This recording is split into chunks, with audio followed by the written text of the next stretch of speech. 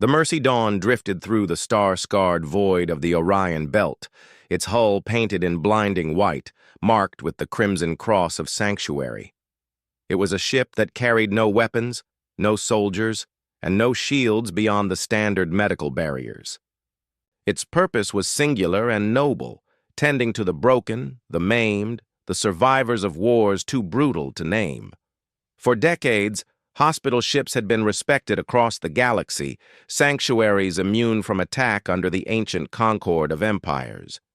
But mercy was a fragile thing in a universe ruled by cruelty. The Zirath Empire, infamous for their iron fleets and disdain for human ideals, no longer feared consequences. To them, symbols of compassion were little more than weaknesses waiting to be shattered.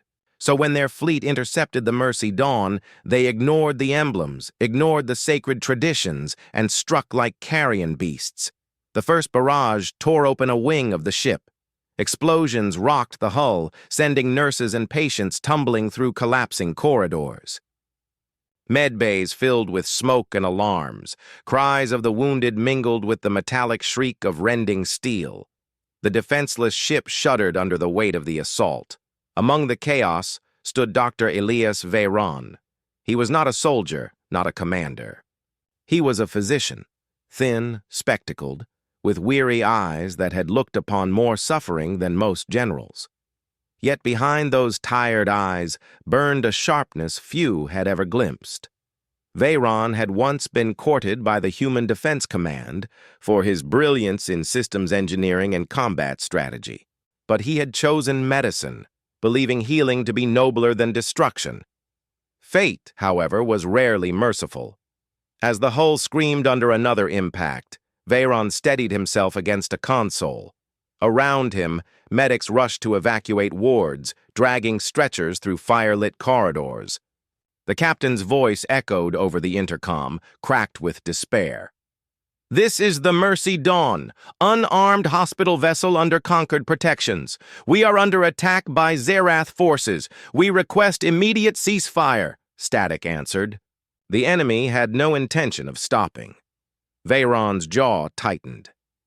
"Then we make them stop," he muttered, his voice low, dangerous. He moved swiftly through the chaos, commandeering what remained of the ship's functioning systems. His fingers flew across medical terminals, repurposing software never designed for war. Medical drones, small hovering machines meant to deliver medicine, were fitted with surgical lasers.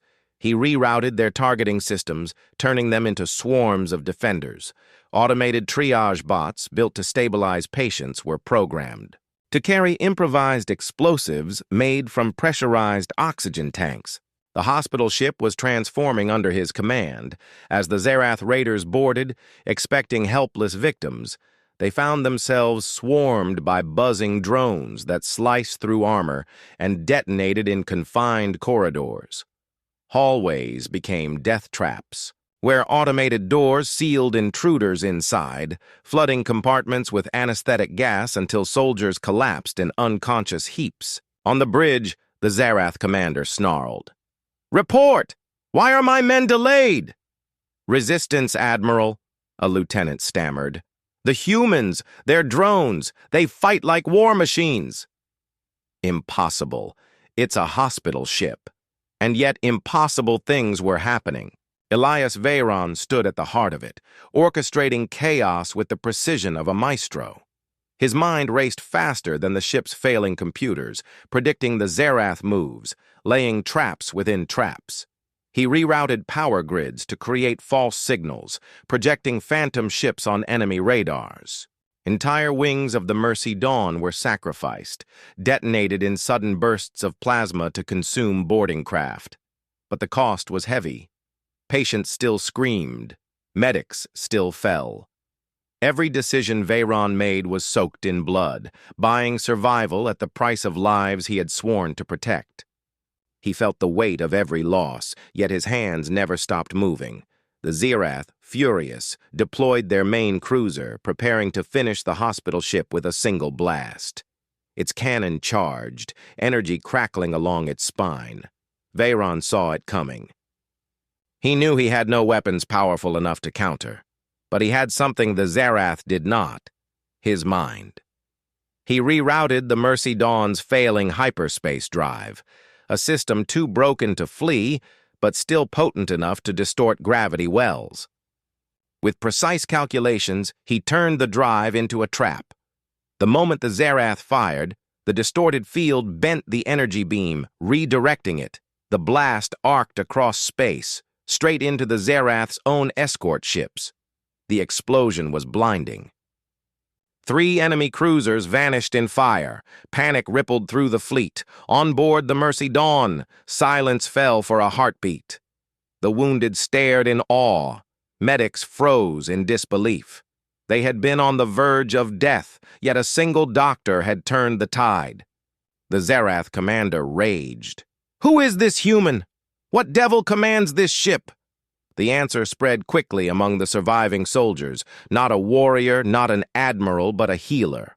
A doctor who had weaponized compassion and turned sanctuary into a fortress. Hours later, when reinforcements from the human defense fleet finally arrived, they found the Mercy Dawn battered, burning, but alive. Around it drifted the wreckage of Zarath ships, torn apart by brilliance and desperation. Dr. Elias Veyron stood on the observation deck, exhausted, his clothes stained with smoke and blood. He watched as medics tended to survivors, as the wounded were comforted, as life continued despite the carnage. His heart ached for the ones he could not save, yet he knew this truth. By turning mercy into defiance, he had preserved hope. The story spread across the galaxy like wildfire. Whispers of the silent hospital ship and its deadly genius reached every corner of space. The Zarath, once fearless, hesitated before attacking another sanctuary, for in their arrogance they had created a legend, a reminder that even the most defenseless can become dangerous when guided by brilliance and necessity. Elias Veyron never called himself a hero. He returned to his patients, to his medicine, to his quiet oath of healing. But empires trembled at his name, and the Concord gained new strength, because mercy, when defended, could change the fate of galaxies. The haven of solace glided through the borderlands of the Varkon Dominion, its hull shimmering with the emblem of sanctuary. For centuries, hospital ships like it had been respected even among warring empires, symbols of neutrality, places where soldiers and civilians alike could be mended without fear of attack. Inside, its decks hummed with quiet life. The wounded from dozens of star systems lay in recovery bays. Children rescued from bombardments were tended by nurses. Old soldiers, weary and broken, whispered prayers of gratitude for the reprieve. The ship was a fragile island of hope in a galaxy drowning in war. But hope was fragile, and mercy was a crime to the Dominion. The attack came at dawn shift. Shadows of Varkan warships stretched across the haven's hull before the alarms blared. Energy blasts ripped through the outer decks, igniting firestorms, the corridors filled with smoke and the screams of patients too weak to flee. Dominion raiders poured in, their claws tearing through walls and bodies alike. The captain's pleas over the intercom fell on deaf ears. "This is a medical vessel. We are unarmed," but the Varkan Dominion no longer honored any code. To them, the haven of solace was a target as valid as any warship, and so the massacre began. Amidst the chaos, in one of the lower wards, lay Dr. Leora Kane. To most, she was just a physician, quiet, composed, known for her gentle hands and long silences. Few remembered who she once had been, the architect of some of humanity's greatest victories, a strategist whose name had once shaken entire fleets. She had vanished from military records years ago, disgraced after refusing to deploy a weapon of mass destruction. She chose exile among healers, trading star charts of war for the quiet pulse of medicine. But fate had not finished with her. The roar of battle echoed closer, boots and claws pounding down the corridors. Medics barricaded themselves with stretchers and surgical trays. The wounded cried out, trapped between hope and death. Leora rose from her cot, eyes sharp and calculating once more. Her heart pounded, not from fear, but from the stirring of something she had buried long ago. The Dominion thought they were slaughtering sheep. They had no idea they had awakened a wolf. She moved swiftly, her mind a storm of possibilities. Medical beacons lit across the ship, broadcasting distress signals. But Leora saw more than beacons. She saw weapons waiting to be born. She accessed the comm grid, fingers dancing across consoles with a strategist's precision. Within minutes, the Dominion's targeting systems flickered. Their cannons misfired. Their HUDs filled with phantom ships, ghost fleets conjured from the Haven's medical pings. Confusion rippled across their lines. "False readings," barked a Varkan officer. "It's a trick." It was more than a trick. It was Leora Kane. In the ship's cargo bay, she directed the release of supply pods, innocuous containers, filled with food and medicine. The Dominion laughed when their sensors detected them drifting outward. But when their raiders intercepted the pods, the mines hidden inside detonated, shredding the first wave of boarding craft into burning wreckage. The laughter died in screams. Leora's voice, calm and cold, filled the internal comms. "Move the wounded to the inner decks. Seal off all non-essential corridors. We will not surrender." The medics obeyed without hesitation. They saw something in her eyes, not despair, but fire. For the first time since the attack began, they felt the faint thrum of hope. The Dominion redoubled their assault. Their commander, enraged, unleashed the full might of his fleet, determined to burn the haven of solace to ash. But every move he made played into her hands. Leora was not merely defending, she was orchestrating. She hacked their comms through the ship's medical relays, injecting a viral algorithm she had once designed for war. The Dominion's fleet AI, their great advantage, suddenly stuttered. Systems looped. Orders contradicted themselves. Warships fired upon allies, thinking them enemies. The Dominion lines fractured into chaos. On the bridge of the Haven, a medic stared in awe at the displays. How is this possible? Leora's lips pressed into a thin smile. Because they think compassion makes us weak. They forget that a healer knows more about the body than a soldier. And I know how to make their empire bleed. In space, the battle raged. Varkan warships collided with each other, their formations dissolving into disarray. Pods of survivors from destroyed ships floated helplessly, their own comrades abandoning them. On board the Haven, the Dominion raiders who had forced their way in met horrors of their own. Medical drones stitched with surgical lasers swarmed them. Like wasps, gurneys rigged with shock paddles crashed into squads, electrocuting them in bursts of blue arcs. Corridors flooded with freezing cryogas, paralyzing raiders in seconds. The hospital ship had become a labyrinth of traps, every corridor a chess move designed by a mind too brilliant to be contained. By the time reinforcements from the human defense fleet arrived, the Dominion ships were in full retreat. The once proud attackers fled into the dark, their war machines crippled not by battleships or superweapons, but by a single woman who had chosen to heal instead of kill. The Haven of Solace floated in silence, its hull scorched but unbroken. Inside, the wounded still lived. The medics, exhausted but alive, whispered her name, Leora Kane, the Angel of Solace. News spread across the stars faster than light. To the Dominion, it was humiliation. A defeat at the hands of a hospital ship. A victory carved not by cannons, but by intellect. Among the oppressed and the fearful, it became a story of defiance, of a healer who stood against an empire. And, in the quiet aftermath, Leora stood by a viewport, watching the drifting wreckage of the Dominion fleet. She felt no pride, only a hollow ache. She had sworn never to return to war, never again to wield her mind as a weapon. Yet when forced, she had done what she must. She whispered to herself, almost as if in prayer, May this be the last time. May mercy prevail without the need for war. But deep down, she knew the truth. The galaxy would not let her rest. Her name was spoken now in shadows, in strategy rooms, in whispered councils of both allies and enemies. The Angel of Solace had risen, and no empire could ignore her. The healer had become a legend, and legends have a way of changing the fate of empires. The sanctuary star was never built for war. Its sweeping hull gleamed white, adorned with the universal crest of mercy. Inside, thousands of beds stretched across sterile halls, filled with soldiers too broken to fight and refugees too fragile to flee.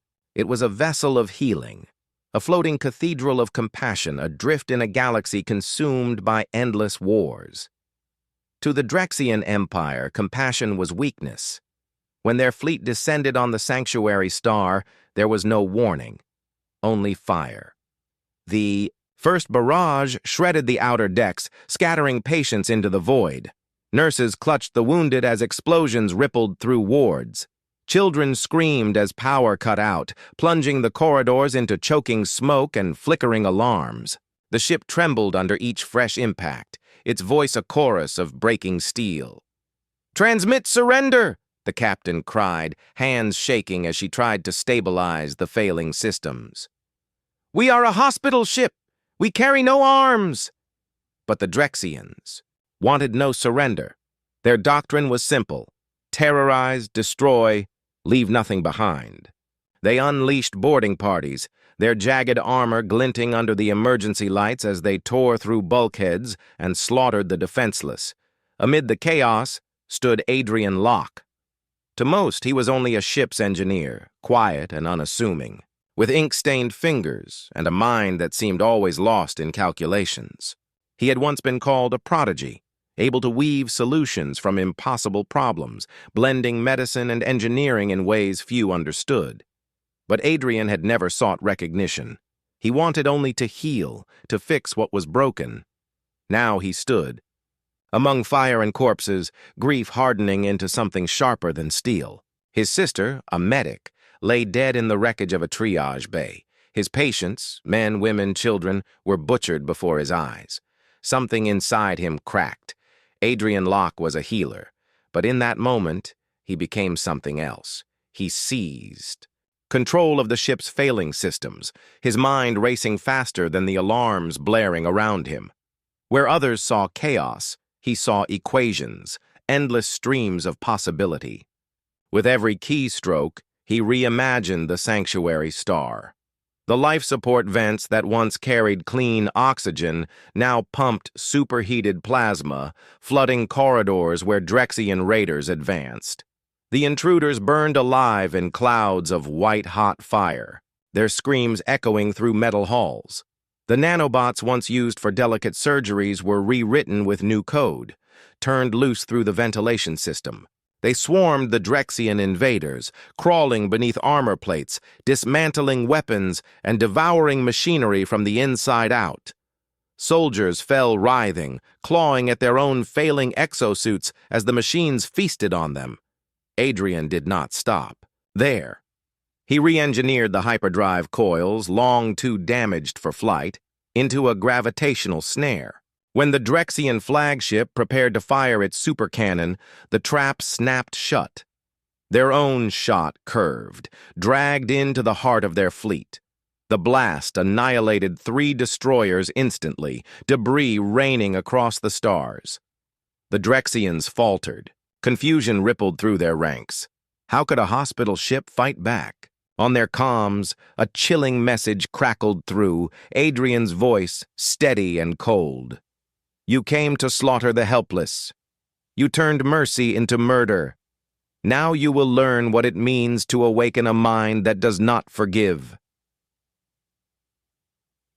The Drexians tried to regroup. They fired volley after volley, but every blast was intercepted by jury-rigged shields Adrian cobbled from deflector grids and surgical power cells. He turned cargo bays into rail cannons, firing stretchers and surgical pods at relativistic speeds that tore holes through Drexian hulls. One by one, Their ships fell. Inside the sanctuary star, survivors huddled in the safer decks, listening as the battle raged. Every shudder of the ship felt like doom. But then came the impossible. Through the viewports, they watched Drexian warships explode in brilliant blossoms of fire, torn apart not by fleets but by their own prey. A murmur spread among the survivors. "It's Adrian! He's doing this! The engineer, he's saving us!" No. More than saving us. He's destroying them. And they were right. Hours later, only wreckage drifted in the void. The Drexian fleet, once feared across half the galaxy, had been reduced to scattered survivors fleeing into hyperspace. The sanctuary star, broken, bleeding, but alive, floated victorious. Adrian stood in the command hub, his body trembling from exhaustion, eyes burning from smoke and unshed tears. He had won, but the cost was carved into his soul. Every decision he made had killed, efficiently, brilliantly, mercilessly. He had weaponized healing into horror, and though the ship survived, so many had not. His sister's face lingered in, his mind silent and accusing, but there was no turning back. Word of what happened spread like wildfire across the stars. Refugees carried the story, soldiers repeated it in hushed tones, and even enemy spies whispered it in council chambers. The Drexians had attacked a hospital ship and been broken by a single genius. They called him many names: the healer of death, the angel of vengeance, the surgeon of empires. The Drexians called him something else: a nightmare. They had learned too late that some minds, once forced to act, could not be contained by rules of war. Adrian Locke had become a symbol, a reminder that humanity's greatest weapons were not its warships but its people. And in the silence of the sanctuary star, as engineers worked to stabilize what remained, Adrian stared out at the wreckage field. His reflection in the glass looked hollow, his eyes shadowed. He had saved thousands, yes, but he had also unleashed something within himself that frightened him more than the Drexians ever could. For genius, once awakened, does not sleep again, and somewhere in the depths of space, empires trembled, whispering his name, because they knew the truth. In striking mercy, they had created a force that could undo them all.